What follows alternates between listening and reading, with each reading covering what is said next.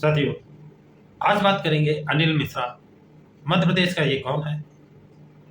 इसने बाबा साहब की मूर्ति लगाने का विरोध कब और कहाँ किया? उसमें इसके खिलाफ कार्रवाई नहीं हुई। 1 जनवरी 2026 को बाबा साहब का फोटो जलाया गया, उसको जूतों से कुचला गया, पुतला जलाया गया और संविधान निर्माता बाबा साहब डॉक्टर भीमराव अंबेडकर के लिए अमर्यादित भाषा का प्रयोग, अनपार्लियामेंट लैंग्वेज का प्रयोग किया गया। अब इसके खिलाफ जब दलित संगठन एक हुए, आंदोलन हुआ, सरकार की नींद जागी और अनिल मिश्रा अपने अन्य साथियों के साथ गिरफ्तार किया गया। पहली रात थाने पर, दूसरे दिन कोर्ट में पेश किया गया और उसने अपनी बीमारी का, उसके वकीलों द्वारा उसके बीमारी का हवाला देकर अस्पताल में भर्ती कराया गया, लेकिन मेडिकल रिपोर्ट में कुछ कमियां न पाए जाने पर उसे जेल भेजा गया। अनिल मिश्रा को सुनवाई के लिए लोअर कोर्ट में, सेशन कोर्ट में SC/ST एक्ट में सुनवाई का पावन न होने के कारण बिल कैंसिल हुई और उसकी हाई कोर्ट में याचिका दायर की गई जो FIR को कैंसिल और जमानत देने के संबंध में थी। आनंद फानंद में हाई कोर्ट की बेंच बैठा ली गई और केस लगाया गया। शनिवार के दिन केस पर सुनवाई होती है, रविवार को केस पर सुनवाई होती है, लेकिन उसकी बेल नहीं होती है। आज 5 तारीख को दोनों पक्षों ने, याचिकाकर्ता के पक्षों ने और स्टेट की तरफ से वकीलों ने अपने अपने पक्ष रखे। इस कोर्ट के किस कोर्ट ने इसकी सुनवाई की, क्या जजमेंट दिया, ये सारी चीजें आपको डिटेल में बताएंगे। इसलिए वीडियो थोड़ा लंबा जरूर हो सकता है, लेकिन सुनेंगे जानेंगे तो समझ में आएगा। साथियों, जब मध्य प्रदेश हाई कोर्ट में चीफ जस्टिस सुरेश कैत थे, उनके पीरियड में बाबा साहब डॉक्टर भीमराव अंबेडकर का ग्वालियर हाई कोर्ट बेंच में प्रतिमा स्थापित करने के लिए भूमि का अधिग्रहण हुआ और वो स्थान चबूतरा भी बनाया गया जिस पर बाबा साहब की प्रतिमा लगनी थी। उसी हिसाब से प्रतिमा का निर्माण कराया गया। प्रतिमा ट्रकों पर लादकर ग्वालियर लाई गई और अनिल मिश्रा ने बाबा साहब की प्रतिमा स्थापित कराने का घोर विरोध किया, उसके साथियों ने विरोध किया। ऐसी स्थिति में तत्कालीन मुख्य न्यायाधीश मध्य प्रदेश हाई कोर्ट ने दोनों पक्षों, जो प्रतिमा लगाना चाहते थे, जो विरोध करना चाहते थे, दोनों पक्षों को तलब किया, बुलाया। तो प्रतिमा जो लगाना चाहते थे वो लोग तो पहुंचे, लेकिन अनिल मिश्रा ने मुख्य न्यायाधीश की बात नहीं मानी और उनके हाथ नहीं किया और अनिल मिश्रा के घोर विरोध प्रदर्शन, चेतावनी, धमकी के कारण वो प्रतिमा नहीं लगी और प्रतिमा वापस भेजनी पड़ी, जिसके कारण अनिल मिश्रा और उनके सहयोगियों का मन बढ़ गया था। जहां भी देखिए वहां बाबा साहब का विरोध, यहां तक कहने लगी कि बाबा साहब संविधान निर्माता नहीं है।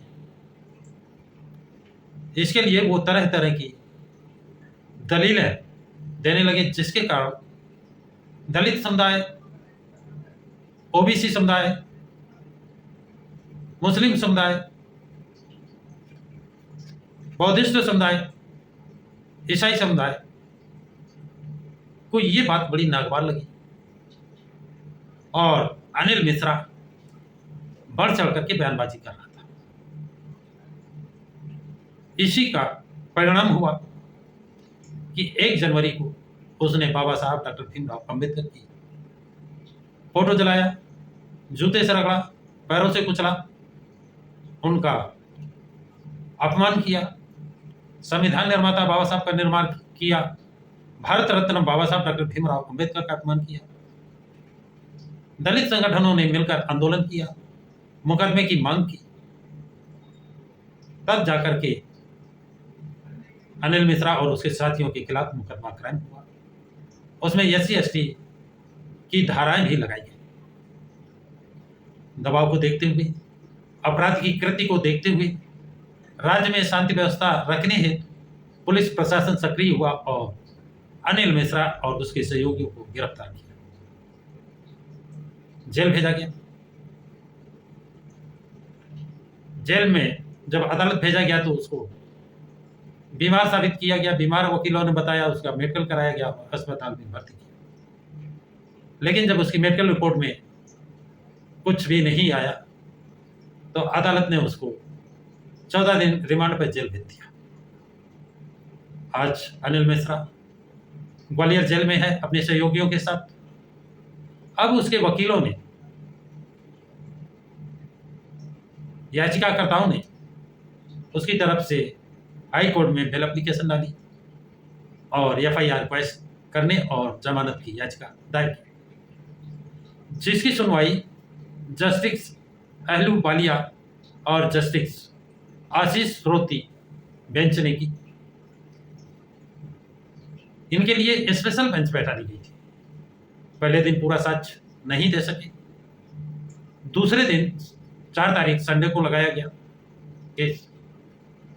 उस दिन भी कोई साक्ष्य नहीं दे सके। 5 तारीख को केस लगा।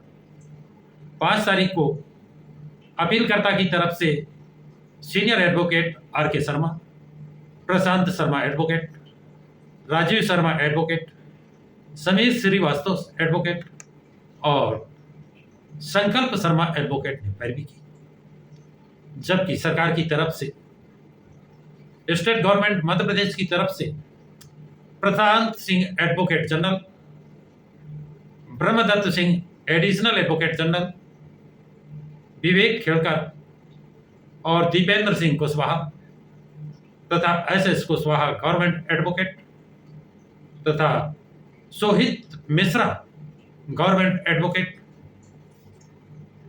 ने गवर्नमेंट की तरफ से पैरवी की। साथ ही साथ शिकायतकर्ता की तरफ से वीडियो कॉन्फ्रेंसिंग के माध्यम से सीनियर एडवोकेट रामेश्वर, अशोक अहिरवार और विजय सुंदरम ने वीडियो कॉन्फ्रेंस की तरफ से अपनी अपनी दलीलें दी। दोनों पक्षों की दलीलें सुनने के बाद उपरोक्त दोनों जजों की बेंच ने फैसला को सुरक्षित रख लिया है। फैसला सुनाया नहीं गया, सुरक्षित रख लिया गया है। अनिल मिश्रा की जमानत याचिका पर कोई अंतरिम राहत नहीं दी गई है, वो जेल में ही रहेंगे। फैसला कब सुनाया जाएगा ये तारीख भी बाद में निश्चित की जाएगी। अभी कोई तारीख फैसला सुनाने की तय नहीं की गई है। विशेषज्ञों का, जो राजनीतिक विशेषज्ञ और कानून विज्ञ, कानून के जानकार विशेषज्ञों का मानना है कि कोर्ट इस मामले में सख्त है। संविधान निर्माता भारत रत्न बाबा साहब डॉक्टर भीमराव अंबेडकर के अपमान का मामला है, जिस पर दलित संगठनों ने, OBC के संगठनों ने घोर आपत्ति प्रकट की है। अब वो प्रतिक्रियाएं क्या आई हैं, संक्षेप में ये भी आपको बताना चाहेंगे। ST के संगठनों ने, SC/ST के जो संगठन है, उन्होंने कोर्ट के निर्णय का स्वागत किया है, वेलकम किया है। जबकि OBC महासभा का आरोप है कि मनवाद और कॉलेजियम सिस्टम का असली रंग आज देखने को मिला है। आज देख लीजिए असली रंग क्या है कॉलेजियम सिस्टम का। जब निचली अदालत से जमानत खारिज हो जाती है तो 3 जनवरी अवकाश के दिन हाई कोर्ट में मामला लिस्ट और तुरंत बेंच बना दी गई। जबकि आम आदमी को सालों तारीखें दी जाती हैं, सालों उसे भटकना पड़ता है। लेकिन अनिल मिश्रा के लिए और उनके सहयोगियों के लिए ऐसा नहीं। तुरंत बेंच अवकाश के दिन बना दिए। मनुवादी सोच वाले लोगों के लिए न्याय के दरबारी पलक झपकते खुल जाते हैं। न्याय के दरवाजे, मनुवादी सोच वालों के लिए न्याय के दरवाजे पलक झपकते ही खुल जाते हैं। अदालतें न्याय का मंदिर कम और ब्राह्मण तथा बनिया का सेंटर ज्यादा बनती जा रही है, ये आरोप है। गरीब, दलित, पिछड़े और आदिवासी समाज की न सुनवाई है और न संवेदना। किसी गरीब हो, किसी जात का हो, किसी धर्म का हो, दलित हो, पिछड़े हो और आदिवासी समाज की न तो सुनवाई है और न उनके साथ कोई संवेदना। अनिल मिश्रा जैसे अराजक तत्व फैलाने वाले जेल से बाहर आते हुए समाज में फिर से जहर घोल लेंगे, उपद्रव कराएंगे और हिंसा भी हो सकती है। सरकार को चाहिए कि ऐसे अराजक तत्वों पर एनएसए की कार्रवाई करें, और यदि सरकार ऐसा नहीं करती है तो जनमानस में क्या संदेश जाएगा सरकार के लिए, ये सरकार को सोचना है। साथियों, यह प्रकरण मूक नायक से लिया गया है। ये जानकारी आप लोगों को कैसी लगी है, कमेंट बॉक्स में कमेंट जरूर लिखें। इस वीडियो को लाइक और शेयर करें, प्रकाश की राह चैनल को सब्सक्राइब करें तथा ये भी बताएं अनिल मिश्रा को जमानत हो जानी चाहिए अथवा अनिल मिश्रा और उनके साथियों पर एनएसए की कार्रवाई होनी चाहिए। कमेंट बॉक्स में कमेंट इस पर जरूर लिखें, जिससे ये पता चले कि आप लोगों की राय क्या है।